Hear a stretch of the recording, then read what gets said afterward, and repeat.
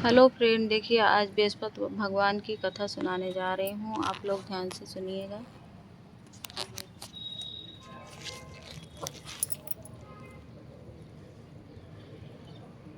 7 दिन बाद बृहस्पतिवार आया तो उन्होंने व्रत रखा। घुड़सवार के जाकर चना गुड़ बिन लाई तथा उनकी दाल से केले की जड़ का तथा विष्णु भगवान का पूजन किया। अब भोजन पीला कहाँ से आवे, बेचारी बहुत दुखी हुई, परंतु उन्होंने व्रत किया था, इस कारण गुरु भगवान प्रसन्न थे। वह महात्मा के रूप में 2 थालों को सुंदर पीला भोजन लेकर आए और दासी को देखकर बोले, हे दासी, यह तुम्हारे और रानी के लिए भोजन है, तुम दोनों करना। दासी भोजन पाकर बहुत प्रसन्न हुई और रानी ने बोली, चलो रानी जी, भोजन कर लो।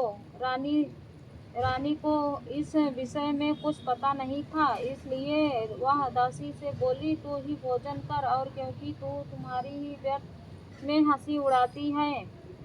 दासी बोली, एक महात्मा भोजन दे गए हैं। रानी कहने लगी, वह भोजन तेरे लिए ही दे गए हैं, तू ही भोजन कर। दासी ने कहा, वह महात्मा हम दोनों को थालों में भोजन दे गए हैं, इसलिए हम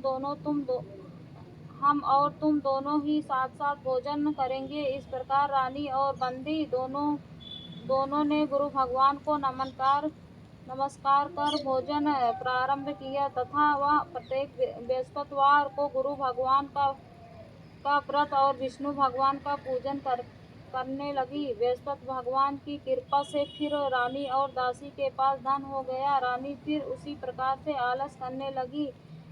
दासी बोली, है देखो रानी, तुम पहले भी इस प्रकार की आलस करती थी, तुम्हें धन के रखने में कष्ट होता था, इस कारण सभी धन नष्ट हो गया। अब गुरु भगवान की कृपा से धन मिला है तो फिर मुझे आलस होता है। बहुत मुसीबतों के बाद हमने यह धन पाया है, इसलिए हमें दान पुण्य करना चाहिए।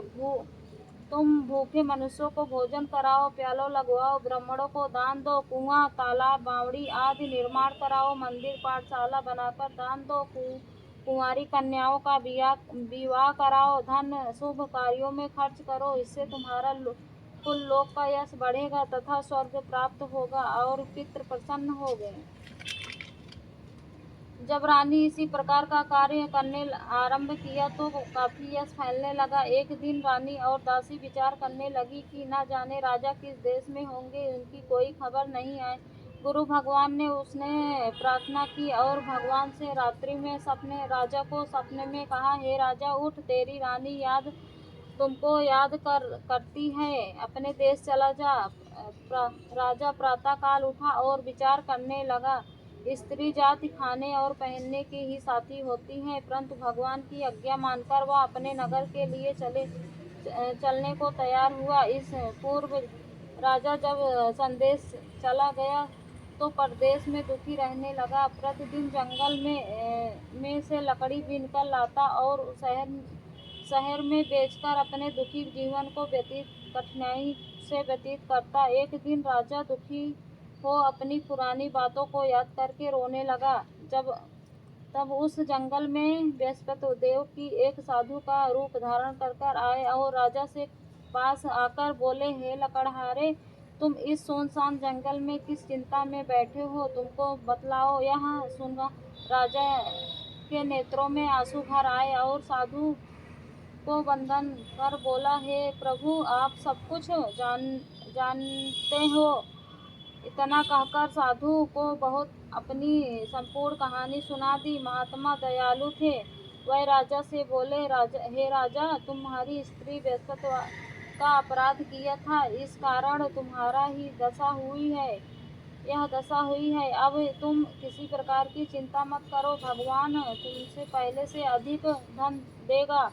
देखो, तुम्हारी स्त्री ने बृहस्पतिवार का व्रत आरंभ कर दिया है। अब तुम मेरा कहा मानकर बृहस्पतिवार को व्रत कथा करके चने की दाल, गुड़ और जल को लोटे में डालकर केला के पूजन करो, फिर कथा कहो अथवा सुनो, भगवान तुम्हारी सब मनोकामना पूर्ण करेंगे। साधु को प्रसन्नता देखकर राजा बोले, हे प्रभु, तुम्हें लकड़ी बेचकर इतना पैसा नहीं मिलता जिससे भोजन करने के उपरांत तो मैं बचा सकूं। मैंने रात्रि में अपनी रानी को व्याकुल देखा। मेरे पास कुछ भी नहीं था जिससे उसकी खबर मंगवा सकूं। इस फिर मैं कौन सी कहानी कहूँ, यह मुझको कुछ भी मालूम नहीं है।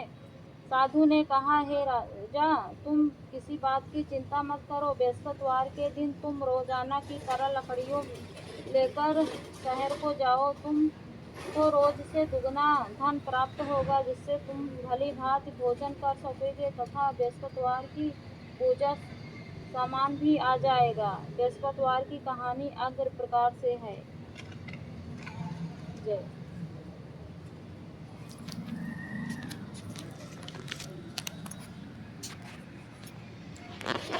बोलिए विष्णु भगवान की जय।